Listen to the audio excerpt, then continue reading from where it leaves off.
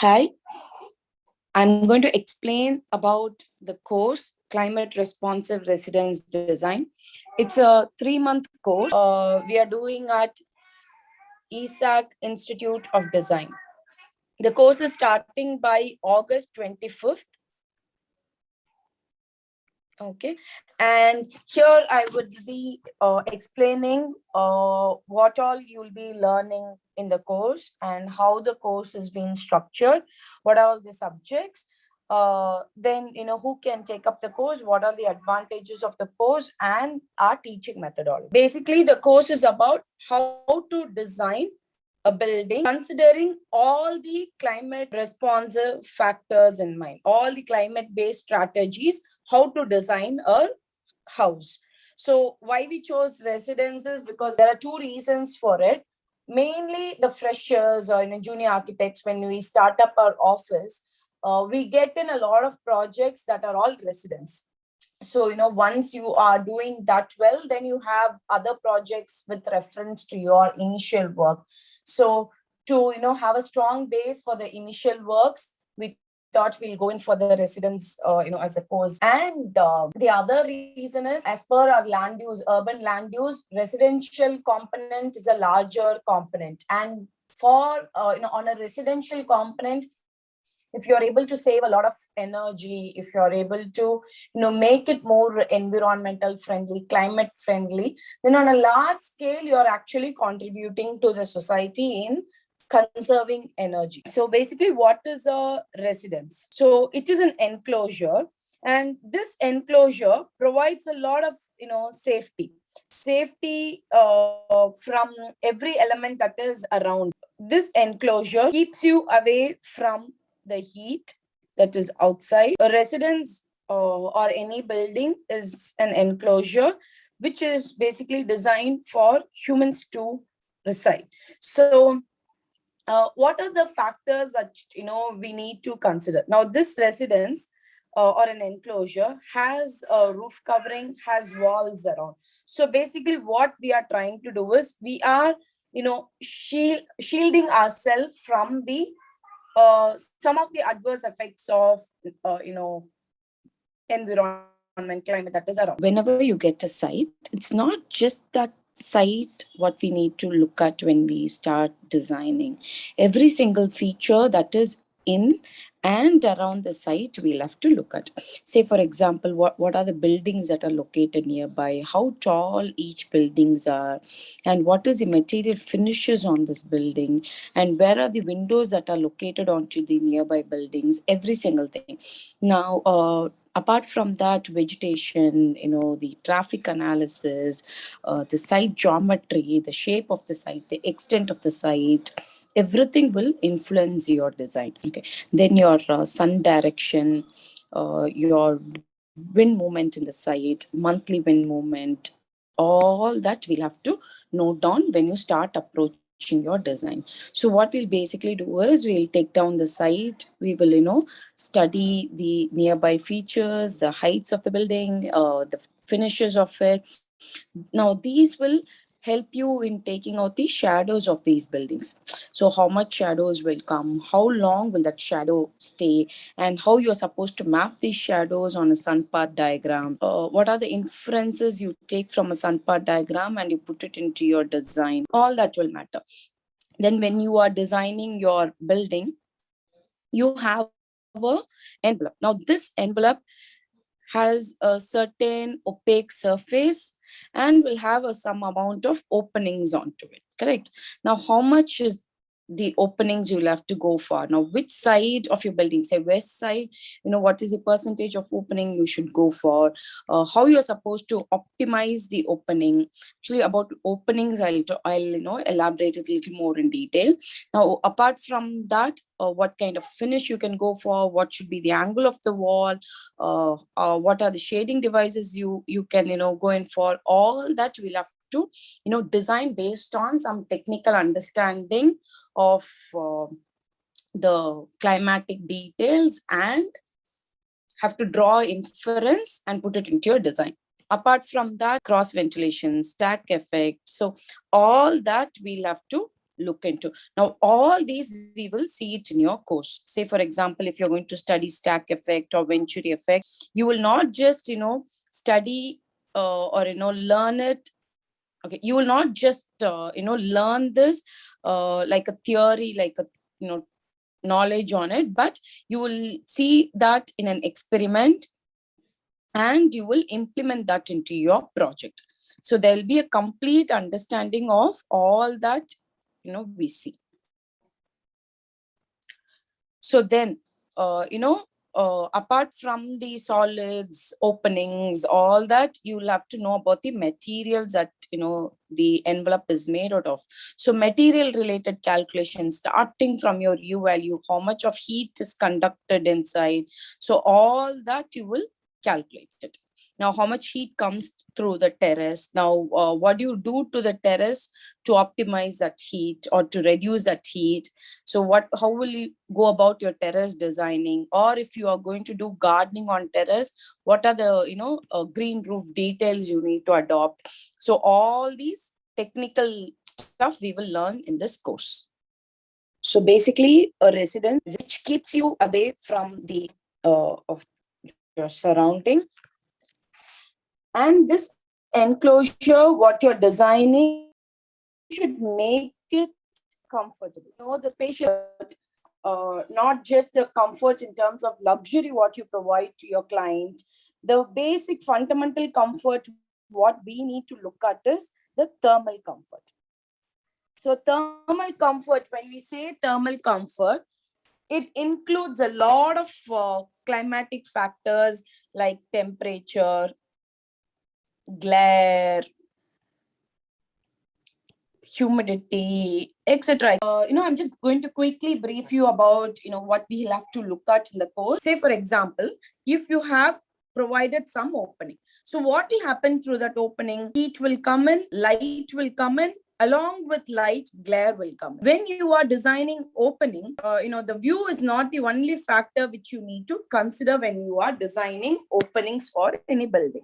We understand these openings help in ventilation into the space. And all of us know that, cross ventilation is a must. Now, when you do cross ventilation, humidity level reduces, and you provide cross ventilation on adjacent walls, on diagonally opposite walls.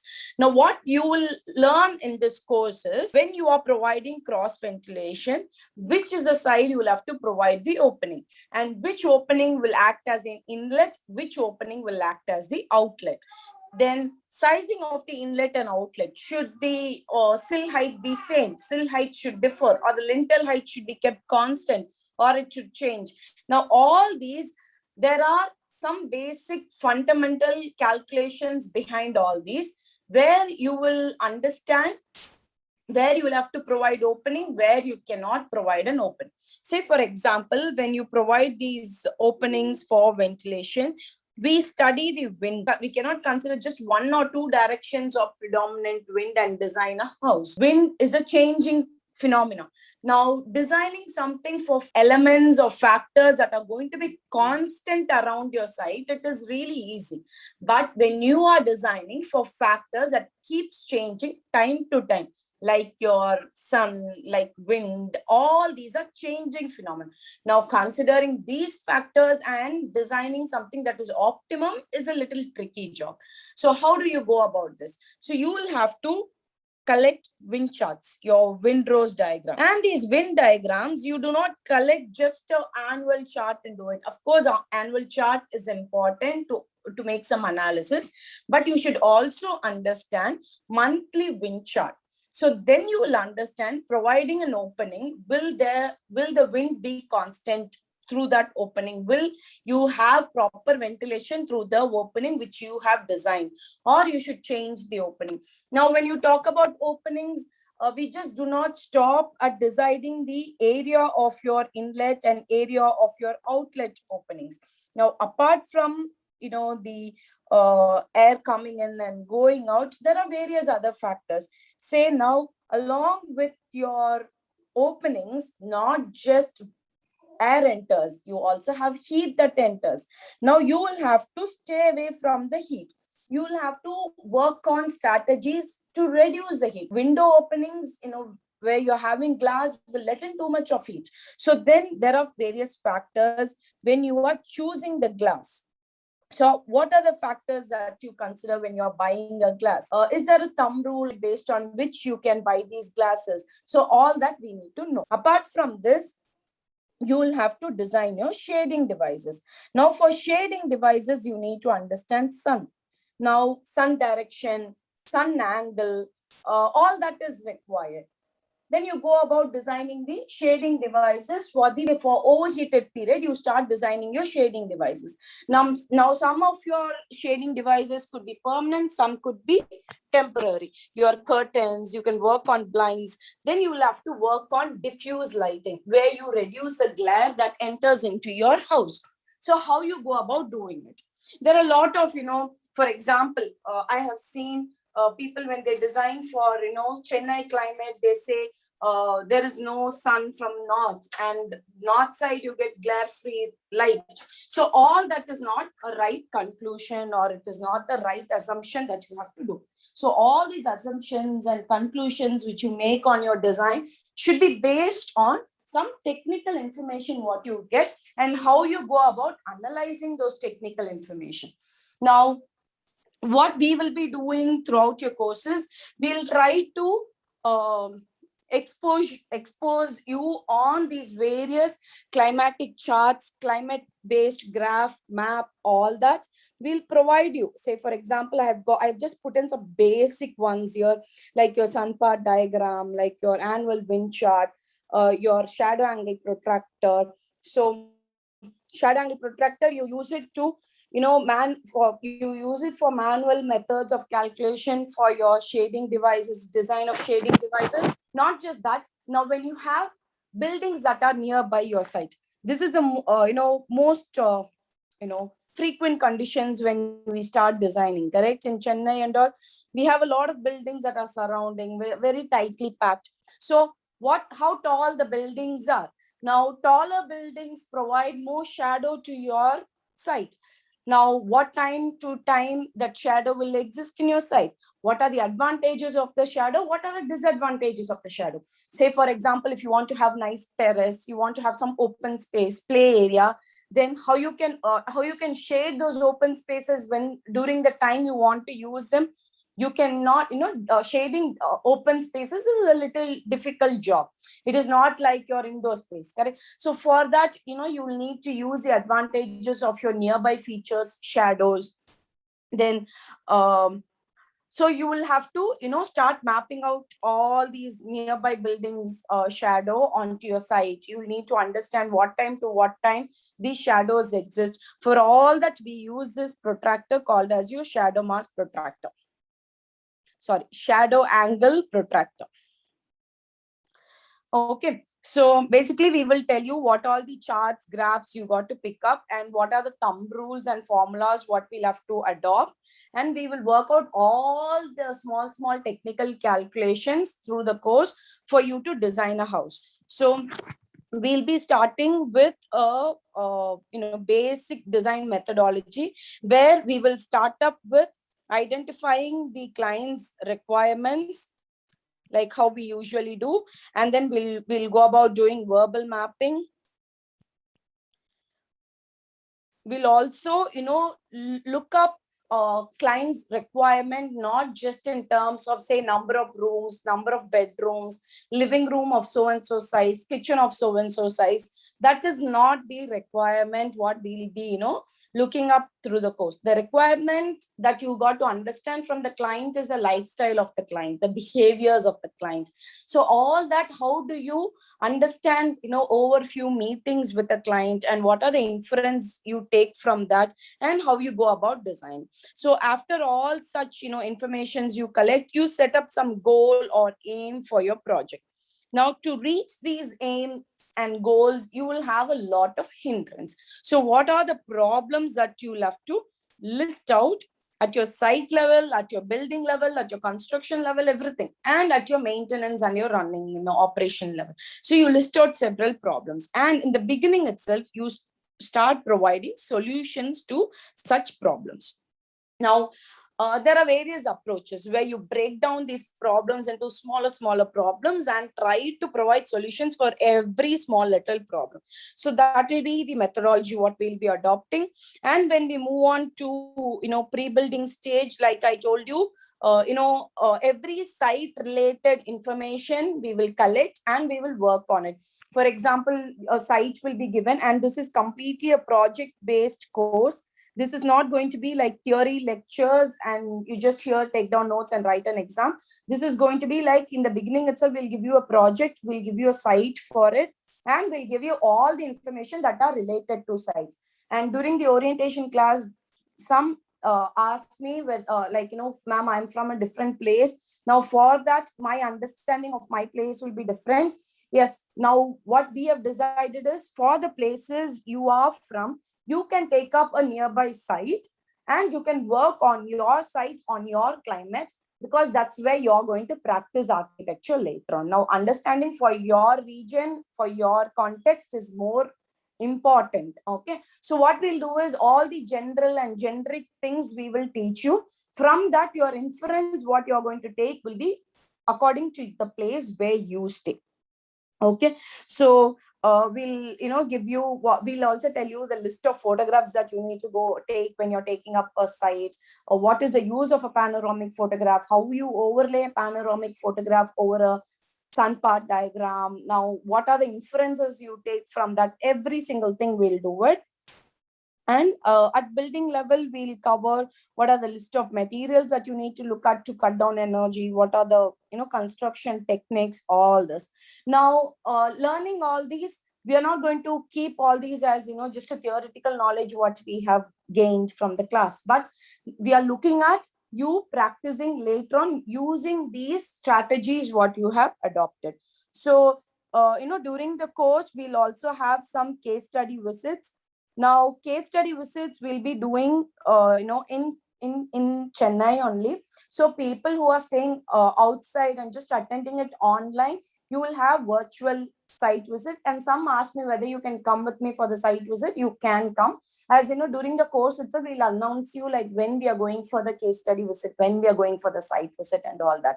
So who is available in Chennai, who can come, you can come in person. But if you are just looking on an online platform, then we'll do it as a virtual site visit. Okay, so I think some basics you would have understood what is the intention behind the course. Now let me move on with our teaching methodology. So teaching methodology at ESAC has always been like this. We started our institute itself with an intention of covering up all your theoretical knowledge in terms of using models, having hands-on experience through calculations, understanding the fundamentals behind any formula or equation, and how you apply that onto your design. So there will not be any PPT class. There will not be any session where we just read up something and then we close off the class. It won't be like that. And every class will be an on-board class. So either a digital board we'll be using like how I'm using now, or we'll have a whiteboard with marker class, and we'll have classes using models. I have some pictures of my previous classes. I'll just show you those. Say when you are doing case study analysis, how you are supposed to take models, how you're supposed to analyze the sections, volumes, all that. Then models to understand shading device, angles, sun angle, all that, low angle sun, high angle sun, just to understand all that. And models to understand neighboring buildings, shadow, models to understand heat that comes inside through walls, black painted surface, what will be the difference. So for every little thing we have model. To understand evaporative cooling, we have model. So all the classes will happen like this. Then we are planning to use some liquid techniques to understand cross ventilation. Okay, so that, and yeah, here are some pictures to tell you what are the information we will provide you. Say these are some basic things only I put in. So whatever site we are giving you, we'll provide you the site section, we'll provide you all the climatic charts that are required. some photographs of the site. All these we will be providing it to you. And these projects, whatever we are giving you, will be all live projects only. So whatever you see, you can also see it during the construction whenever it is happening and all. Okay, so it'll be an experience where you're learning, and then you'll also be able to see what we are doing. Okay, and coming to the subjects, we have planned to have about 7 subjects. Okay, coming to the subjects, we have planned to have 7 subjects, out of which 6 are going to be okay, we have planned to have 7 subjects, out of which 6 are going to be theory and 1 is going to be a design studio. And we have worked out 70 hours, in which 66 hours will be your class hours, and 4 hours we have kept for objective test or an objective type exam towards the end before we issue you the certificate. And these are the class timings, Wednesday and Friday evening. And these are the class timing, Wednesday and Friday evening. So we have planned to have at least 5.5 to 6 hours per week. So your theory subjects are, so yeah, your theory subjects are, micro level analysis of your site. Say climate based subjects we would have already learned at a very macro level, correct? Now we will cover up your macro level climate based analysis, and we'll move to your micro level. So even though you say prevailing wind is in this direction and all that, you understand sun, you understand the effects of west sun, east sun, all that. When it comes to your site, when you have a tall building on your western side, then to what extent now you need to consider the west side will vary. So when you come to a micro level part of your site, the strategies what you got to look at will slightly change when you are looking at from a macro level. Okay, so what all will change, what all you should focus on, what all you can slightly ignore, all that we will learn in that 8 hours of class. And climate and human comfort will be one subject where we will deal with all your types of comfort indices, comfort scales, bioclimatic chart, psychrometric chart, all that. Then we'll have a daylighting class, and all this also we'll have some hands-on, classes, and we will have, theoretical class. So we have models to demonstrate light angle that comes in, how you can diffuse light, so how the brightness of the lights actually changes when you are diffusing the light. So for all this we will be explaining through models. Then ventilation, again, we'll cover up all the fundamentals, starting from all your thumb rules of sizing of your openings, heat conduction through your window opening will be calculating. So all your U value calculations, this, that, everything will be doing it, so that you will understand what is the overall heat conduction that comes into your building. And you will also understand what all factors, when you are understanding the mathematical manual equations, you will also understand what all factors that contribute to that result. So you will know what all you need to adjust to alter the result. Then we'll also do materials and construction techniques. Okay, now what is the takeaway from this? Of course, knowledge and all that, you can put it into practice, all that. But say for example, when you are investing a lot of time, you are investing about 70 hours of class timing, plus you will have to invest about some more time for your project work. Okay, so the time which is your investment, and you'll be paying some X amount of fees, so that X amount of fees is again your investment. So what all will be your returns from your investment if you directly look at? Definitely when you are going to practice with a solid fundamental knowledge on how to practice, or how to design a residence, then your pay scale will be as per that. Okay, today when we are doing projects also, we explain our clients what all the work we do behind producing that building, so they will understand the amount of work you put in, and for that definitely your pay will be good.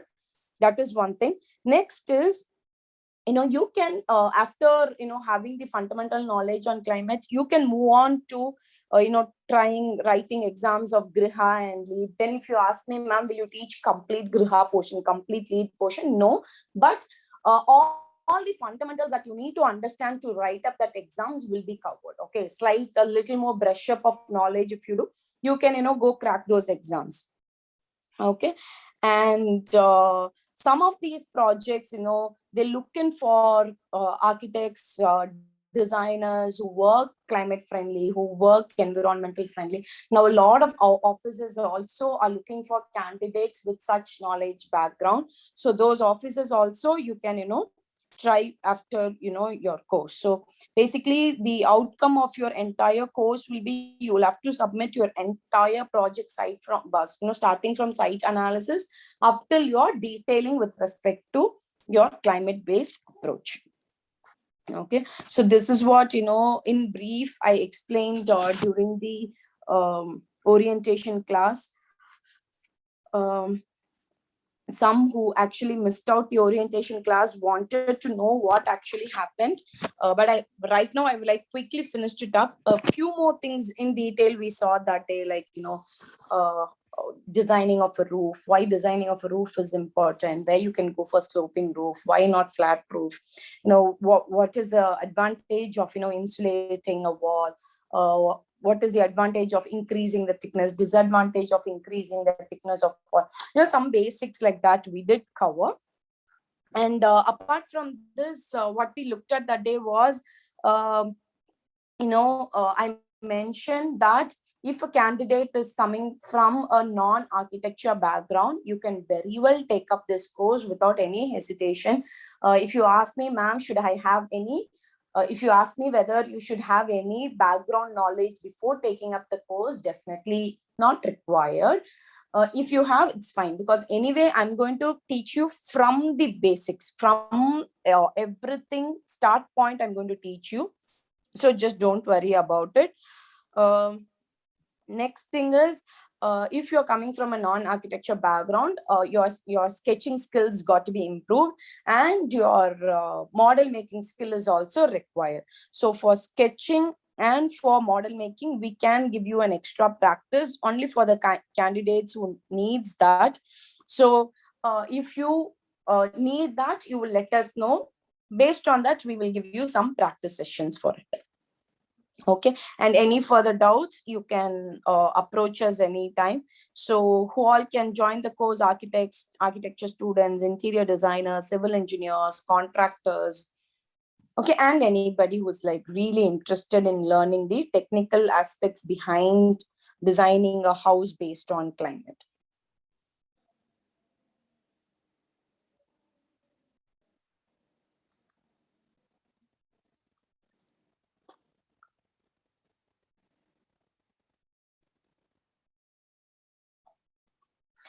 Okay, on the other day, I also did a very small demo session of, how you design uh, based on sun. So, I had a demo on reading a sun path diagram. So I'll just, today I will just explain you altitude angle of sun and azimuth angle of sun.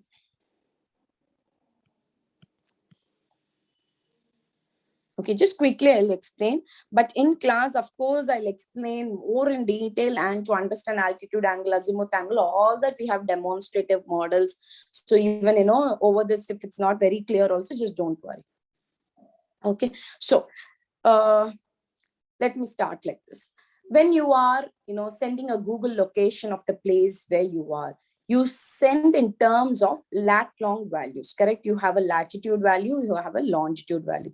So basically what is happening is, there are two lines. There is a longitudinal line, there is a latitude line, which denotes your position, correct? So when you have two set of reference lines that are intersecting each other, you can denote the position of any point wherever you want to pick, correct? So similarly, to mark the position of the sun, okay, you have two set of lines. Okay, you have one set of horizontal lines, like similar to your, latitude and longitude lines that are drawn on your earth. Okay, then you have one set of vertical lines. Now using these lines only, we are going to position the sun. Okay, always we assume man standing in the center of your sun path diagram.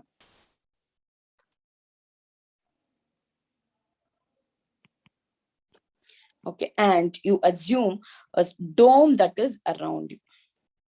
Now this dome has some vertical circles like this, and some horizontal circles like this. Okay, imagine this dome is so big. It's so big that it is touching the sun at a point. Okay, just an imagination. So it is touching the sun here. Say, for example, the sun is there. Now, how do you point out the position of the sun now? The horizontal circle that intersects with the sun's position and the vertical line that intersects with the sun's position is the position of your sun. Now, this horizontal circle is called as your altitude angle of sun, and this vertical is called as your azimuth angle of sun. So what is this altitude and azimuth? Okay, see, now, let's consider this person is standing, with respect to north like this. Consider this is the north. So if that is north, this is east, this is west, this is south. Okay, now, okay, I've drawn this at the, at the feet of the man. Okay, so this north-south arrow I've drawn at the feet of the man. Now, if you draw a line to this, and if you take a horizontal angle between this north and this line, between this vertical circle and the north, you get an angle. This angle is called as your azimuth angle. Now, when you talk with respect to north, means what you're talking about? You're talking about the direction of the sun. So azimuth angle is nothing but the direction of the sun, which you map it like this.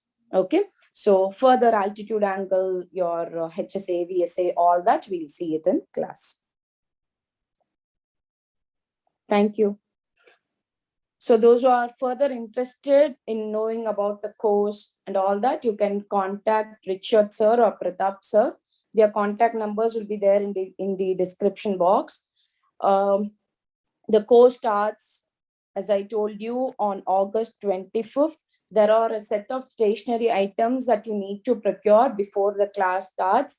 Now, some ask me, ma'am, due to COVID, we cannot go out and get stuff. If in case you are in a position where you cannot go buy things, then we can buy it and courier it to you. So that can be done, but all that you'll have to talk to Pratap sir or Richard sir. Okay, and the classes we have planned as late evenings only because some will be working and some will be already going to college. So we have planned like 2.5 to 3 hours per day and just weekly 2 days. So extra work that you're carrying back, you can just do it on the other days in a week. So it should not look like too much loaded for somebody who is working. That's why we have spaced it for 3 months.